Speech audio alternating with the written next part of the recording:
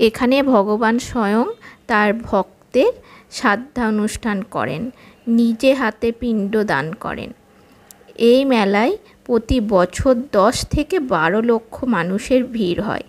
কোথায় এই মেলা? তাহলে জানতে হলে ভিডিওটা স্কিপ না করে শেষ পর্যন্ত দেখতে থেকো। আমি অনিন্দিতা। আমি আজকে তোমাদের গোপীনাথ ও তার ভক্ত গোবিন্দ ঘোষের কাহিনী বলবো, মেলার ঠিকানাও বলবো, কোথায় এই মেলা হয়। আর এবছর খুব শীঘ্রই এই মেলা হবে, তো কবে থেকে মেলা শুরু হচ্ছে সেটাও জানাবো। তো আমি গঙ্গায় চান করে নিচ্ছি। গঙ্গার এই জায়গাটা নাম হচ্ছে অগ্রদ্বীপ। অগ্রদ্বীপে অনেক কটাই ঘাট আছে, কিন্তু এই ঘাটটা মেয়েদের চান করার পক্ষে খুব ভালো, যেহেতু অনেকটা নিচে আর সিঁড়ি করা আছে, তো সহজেই চান করে কাপড় জামা ছাড়তেও কোনো প্রবলেম হয় না। তো এটাকে চরণবাবুর ঘাট বলে। আমি অগ্রদ্বীপে এলে গঙ্গায় এখানে এই ঘাটে এসেই চান করি। তো যারা জানো না, এই ঘাটে তোমাদের জন্য বললাম, এই ঘাটে এসে খুব সহজেই চান করতে পারবে। আমি দেখো এখানে এই চান টান করে উঠলাম। আর খুব যে এখানটায় স্রোত আছে সেরকম না, তবে বেশি দূর যাবে না, সামনেই চান করার চেষ্টা করবে। তো আমার ড্রেস চেঞ্জও হয়ে গেছে। এরপর আমরা যাব গোপীনাথের মন্দিরে। আর আমার চ্যানেলটা যারা সাবস্ক্রাইব করেছো তাদেরকে অসংখ্য ধন্যবাদ জানাই। আর এখনও যারা আমার চ্যানেলটা সাবস্ক্রাইব করোনি তারা নিচে থাকা সাবস্ক্রাইব বাটনটা অন করে দিও, আর পাশে থাকা বেল আইকনটা অল করে দিও। তাহলে আমি যখনই নতুন নতুন ভিডিও আপলোড করব তোমরা সাথে সাথে তার নোটিফিকেশান পেয়ে যাবে। তো এতক্ষণ আমার হাজব্যান্ডই ভিডিও করছিল। তো ওই যে ঘরটা দেখতে পাচ্ছ, ওটা ওই চরণবাবুর ঘাটের ওখানেই ওনার পুজো হয়। চলো যেতে যেতে তোমাদেরকে বাকি গল্পটা বলতে থাকি। কাটোয়ার কাছেই অগ্রদ্বীপ গ্রাম। অগ্রদ্বীপ গ্রামটা অ্যাকচুয়াল দেখতে গেলে এটা বর্ধমান ডিস্ট্রিক্টেই পড়ে, একদম নদিয়া ঘেঁষা একটা গ্রাম। এই গ্রামটিতে বৈষ্ণব তীর্থক্ষেত্র। এখানে রয়েছেন 500 বছরের পুরনো গোপীনাথ মন্দির। মন্দিরটি প্রতিষ্ঠা করেছিলেন নদিয়ার রাজা কৃষ্ণচন্দ্র রায়। মন্দিরে প্রতিষ্ঠিত রয়েছেন কোষ্ঠী পাথরের গোপীনাথ, অষ্টধাতুর রাধিকা মূর্তি। প্রতি বছর চৈত্র মাসে কৃষ্ণপক্ষের একাদশী তিথিতে এখানে মেলা বসে। মেলাটি অগ্রদ্বীপের গোপীনাথের মেলা নামে পরিচিত। সাধক গোবিন্দ ঘোষ ও তার আরাধ্য গোপীনাথকে কেন্দ্র করেই এই মেলা। প্রতি বছর 10 থেকে 12 লক্ষ মানুষ এই মেলায় আসেন। পুণ্যার্থীদের জন্য 400 থেকে 500 আগড়া তৈরি হয়। মেলার বয়স কমপক্ষে 500 বছর হবে। জনশ্রুতি অনুযায়ী 1515 সালে ফাল্গুন মাসে গোবিন্দ ঘোষের কাছে এসেছিলেন শ্রী চৈতন্য। শ্রী চৈতন্য একটি কৃষ্ণ বিগ্রহ তৈরি করিয়ে প্রতিষ্ঠা করেন এখানে। চৈতন্যের কৃষ্ণ নাম দেন গোপীনাথ।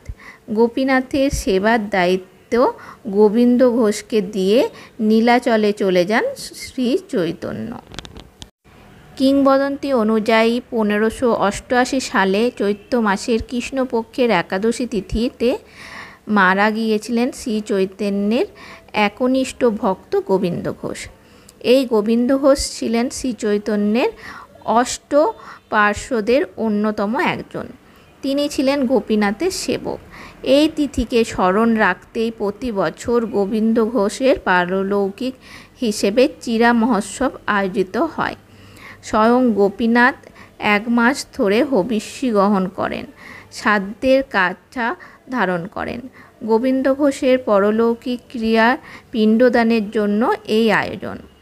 জনশ্রুতিতে রয়েছে শিশুপুত্রের মৃত্যুর পর শোকে পাগল হয়ে গিয়েছিলেন গোবিন্দ ঘোষ। তখন গোপীনাথ তাকে স্বপ্নে দেখা দেন।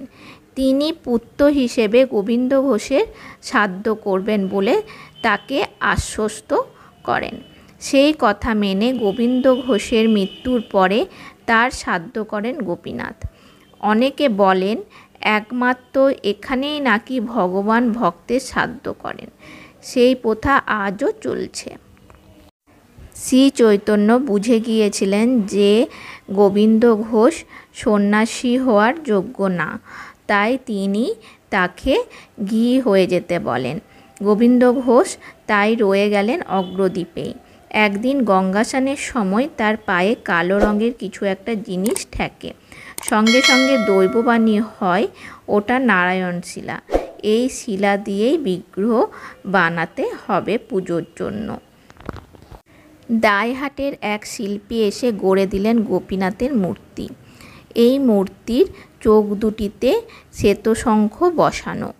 গোপীনাথের বিগ্রহ ও গোবিন্দ ঘোষের সম্পর্ক ছিল পিতা পুত্রের। গোবিন্দ ঘোষের স্ত্রী আগেই পরলোক গমন করেছিলেন। একমাত্র পুত্রের মৃত্যুর পর গোপীনাথ গোবিন্দ ঘোষকে মনস্তাপ করতে নিধন করেন। স্বয়ং গোপীনাথ নাকি বলেছিলেন ঘোষ ঠাকুরের মৃত্যুর পর তার শ্রাদ্ধাদি কার্য গোপীনাথের দ্বারাই সম্পন্ন হবে। অগ্রদ্বীপ বারুণী উৎসবের জন্য বিখ্যাত। একদা বারুণী উৎসবের আগে চৈত্র মাসে একাদশী তিথিতে গোবিন্দ ইহলোক ত্যাগ করেন। জনশ্রুতি রয়েছে সেদিন গোপীনাথের চোখ থেকে বিন্দু বিন্দু অশ্রুকণা ঝরতে দেখা গিয়েছিল। তাকে দাহ না করে মন্দিরের পাশে সমাধিস্থ করা হয়।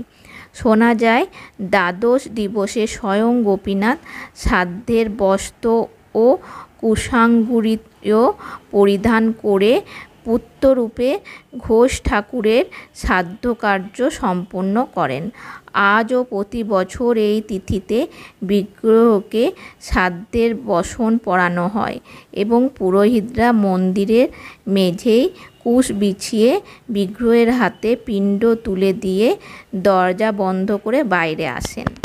কিছুক্ষণ পর দরজা খুলে নাকি দেখা যায় কুশের ওপর পিণ্ড পড়ে আছে। শ্রাদ্ধের কাজ শেষ হলে মন্দিরে ফিরিয়ে এনে রাজবেশ পরানো হয়। উৎসবের কদিন ধরে চলে। প্রথম দিন কেউ অন্ন গ্রহণ করে না, দই চিড়ে কলা খেয়ে চিড়ে মহোৎসব পালন করে। দ্বিতীয় দিন অন্ন মহোৎসব, তৃতীয় দিন বারুণী স্নান, চতুর্থ দিন দোলের উৎসব হয়। আগে 12 দোলের সময় গোপীনাথকে কৃষ্ণনগরের রাজবাড়িতে নিয়ে যাওয়া হতো, এখন আর তা হয় না। এই মন্দিরটাতে যখন মেলা হয় তখন বিগ্রহ আনা হয়। বাকি সময় বেশিরভাগই যে পুরনো মন্দিরটা আগে দেখালাম সেই মন্দিরে বিগ্রহ থাকে। এই মন্দিরে প্রতিদিনই অন্নভোগ খাওয়ানো হয়, সেই জন্য আগে থেকে নাম লিখতে হয়। তো আমি এই বোর্ডটা তোমাদেরকে দেখাচ্ছি, এর মধ্যেই সমস্ত ডিটেলস দেয়া আছে। আর এই বছর 4 এপ্রিলে থেকে মেলা শুরু হচ্ছে। তো আমার এই ভিডিওটা যদি তোমাদের ভালো লাগে নিচে থাকা কমেন্ট বক্সে অবশ্যই কমেন্ট করে জানিও কেমন লাগলো। আর ভালো লাগলে লাইক, সাবস্ক্রাইব আর শেয়ার করে দিও। আজকের মতো আমি এখানেই শেষ করলাম।